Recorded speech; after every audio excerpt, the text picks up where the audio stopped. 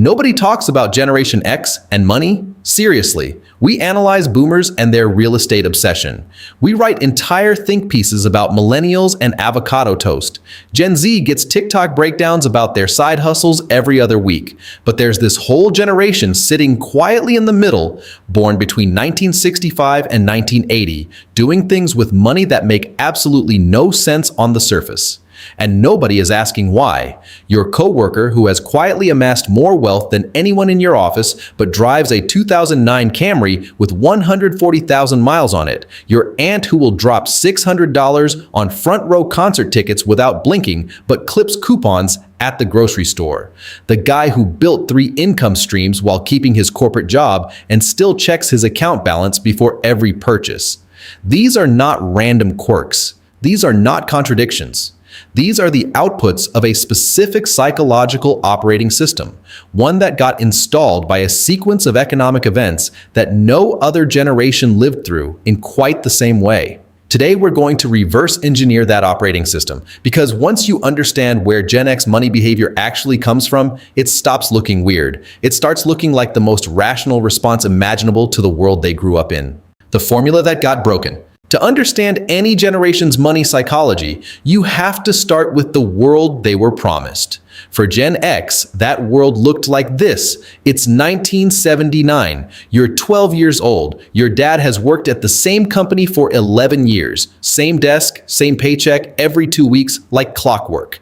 The mortgage is 22 years in and will be paid off right on schedule. There's a pension accumulating somewhere that nobody really talks about because nobody needs to. It's just there, growing quietly, the way promised things do. The formula is simple. And it works. Show up, stay loyal, retire comfortably. The contract between worker and institution is real. Now compress that forward 18 years. It's 1997 and you're 30. You followed the formula, college degree, entry-level job, climbing, contributing to the 401k. You were told replace the pension your parents had. Then 2001 hits, the dot-com collapse, then 2008. The financial crisis. You watch your 401k, the account you were told was your retirement, lose 40% of its value in 18 months. You watch colleagues who gave 20 years to a company get walked out with a cardboard box and a handshake. You watch the housing market, the thing everyone said was the safest investment you could make, crater so completely that your neighbors are underwater on mortgages they did everything right to get. The formula didn't just fail, it lied, and that specific experience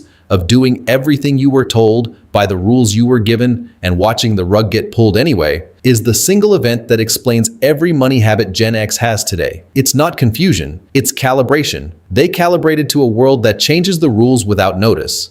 Terrified and disciplined at the same time. Here is the first thing about Gen X money behavior that confuses everyone who hasn't lived it. They are simultaneously the most anxious generation about retirement and among the most consistent savers in the country. The 2023 Transamerica Center for Retirement Studies found that roughly 70% of Gen X workers describe themselves as genuinely frightened about whether they'll be able to retire with any dignity. 70%. That's not mild concern. That's structural fear. And yet Federal Reserve data shows Gen X maintains 401k contribution rates that outpace both boomers and millennials on a percentage basis. They don't believe it'll work. They do it anyway. Psychologists have a name for this pattern: defensive pessimism. You assume the worst-case outcome is coming, so you prepare for it with obsessive consistency, which paradoxically gives you the best possible chance of avoiding it. It's exhausting as a way to live, but as a wealth-building strategy, especially for a generation that watched optimism get punished repeatedly, it works. They're not saving because they trust the system.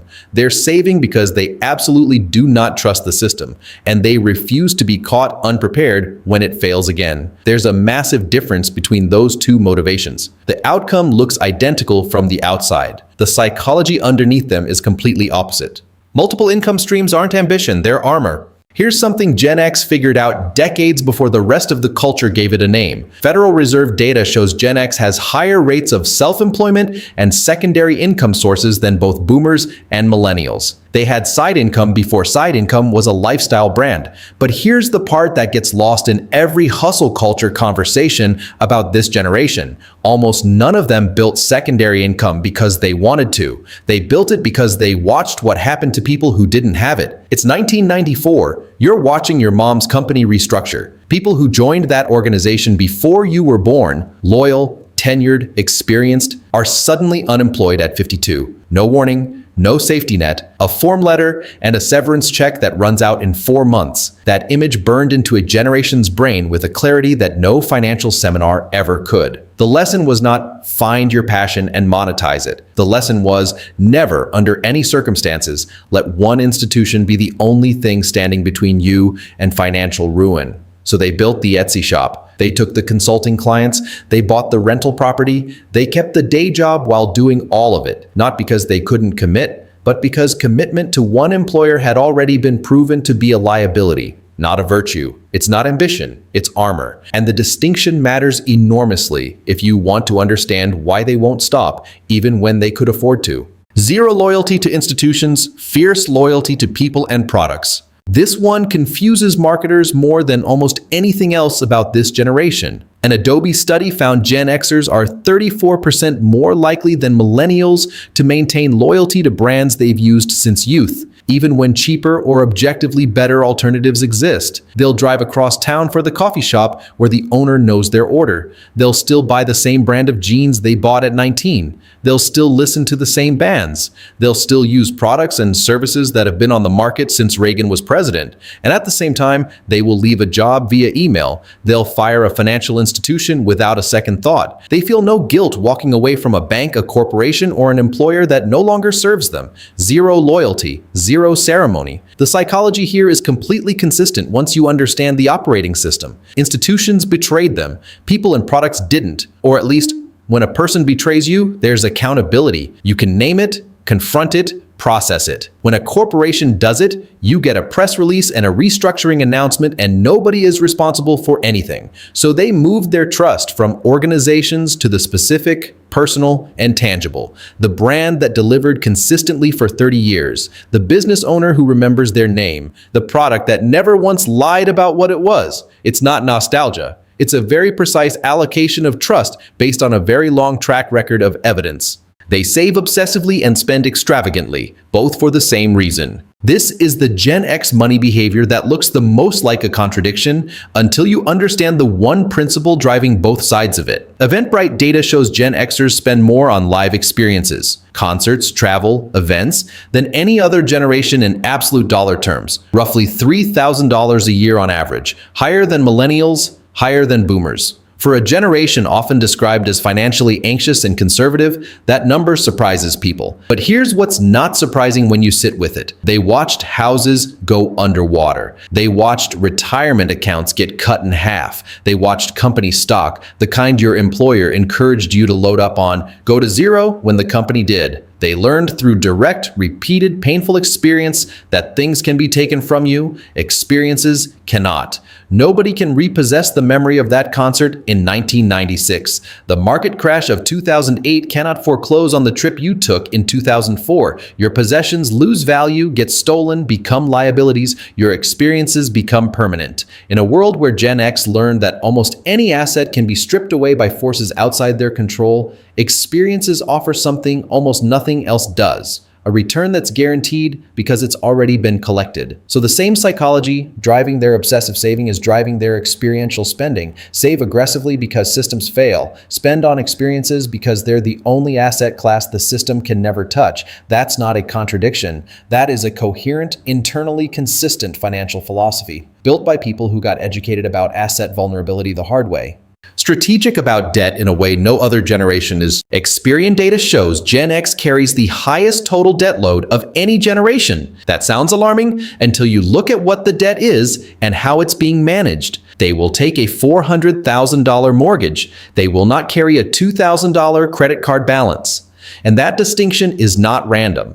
It is the result of a very specific childhood education in what debt can do when it gets away from you. University of Michigan research documented that Gen X grew up watching unprecedented levels of consumer debt in the households around them during the 1980s and early 1990s. They watched credit card debt become quicksand. They watched their parents' generation get swallowed by minimum payments that never ended, by interest that compounded quietly in the background until the hole was too deep to climb out of. The lesson Gen X took from that was not never borrow. It was more precise than that. The lesson was only borrow what you can map to completion. A mortgage has a fixed payment, a fixed rate, a fixed end date. You can draw the line from today to the day it's gone. You know exactly what you're dealing with. Credit card debt is structurally different. It's a variable, open-ended obligation that can expand and compound indefinitely if you let it. That's the debt that destroys people. That's the debt they watch destroy people in real time. So they leverage, they borrow strategically for assets they believe will appreciate. Real estate, business investments, calculated moves. But revolving consumer debt? That's a category they treat with a suspicion that borders on moral conviction. Not because they're financially rigid, because they saw what it costs when you're not. They're not contradictory, they're adapted. Here's what Gen X money psychology actually tells us when you put all of it together. They are not confused. They are not inconsistent. They are not stuck in the past. They are specifically, deliberately, sometimes exhaustingly adapted to an economy that promised them one set of rules and delivered another. Every behavior that looks strange from the outside makes complete sense from the inside. The defensive pessimism that makes them save obsessively. The income diversification that looks like ambition but is actually armor. The brand loyalty that looks like nostalgia but is actually a very rational trust allocation. The experiential spending that looks like contradiction but is actually the most inflation-proof investment strategy available. The surgical precision about which debt to carry and which to refuse entirely. None of it is random. All of it is response. Every dollar decision they make is a response to the specific world that shaped them, a world that educated them repeatedly and expensively, that systems can change the rules whenever they want, that loyalty to institutions is a liability, and that the only reliable protection is preparation. The kid who stood in the bank in 1979 watching their father deposit a paycheck, the one who believed the formula worked because they'd seen it work, that kid learned every lesson the economy had to teach them over the next 3 decades. And they built their entire financial life around never being caught by those lessons unprepared again. That's not a character flaw. That's a character. Here's what I want you to hold on to from today. Your money habits, whatever they are, however strange they look from the outside, are not random. They are responses. They are outputs of the world that shaped you, the promises that were made to you, and the specific ways those promises were kept or broken. Gen X built one of the most psychologically coherent financial operating systems of any generation, not because they were smarter, but because they got educated by reality in a way that left no room for financial naivety. They are financial survivalists with index funds. They trust nothing, prepare for everything, and show up anyway. And honestly, there's a lot any generation can learn from that. If this gave you a new lens on the money behavior you see in the people around you or in yourself, hit the like button and drop a comment. What Gen X money habit do you recognize most in yourself or someone close to you? I want to hear it. Subscribe if you're new here. Every week we dig into the psychology behind the financial decisions that actually shape people's lives. Not just what to do, but why people do what they do. I'll see you in the next one.